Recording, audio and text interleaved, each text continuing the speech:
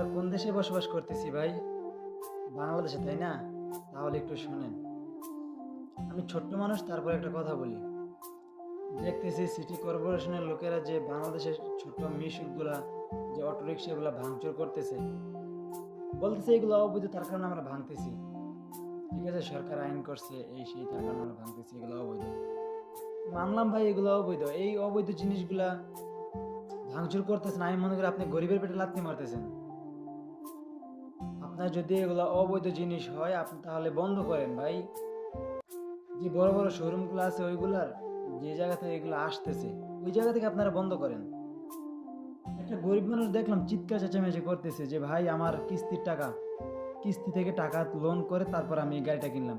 আপনি যখন এই গাড়িটা ভাঙতেছেন, দিন শেষে ওই লোকটা যাবে কোথায়? ওই লোকটা যাওয়ার কোনো জায়গা থাকে? আপনারা বন্ধ করে দেন, যেখান থেকে ওইগুলো বিক্রি করতেছে ওই জায়গায় যান, সোজা ওই জায়গায় রেট করেন, ওই জায়গায় বন্ধ করে দেন। হিসেবটা সোজা না? না, আপনারা ওইখানে পারবেন না। আপনারা পারবেন গরিবের পেটে লাথি মারতে। এরকম বাংলাদেশ আমরা চাই না ভাই, যে বাংলাদেশ গরিবের পেটে লাথি মারবে। কি বলবো আপনাদেরকে, বলার কোনো ভাষা নেই আমার।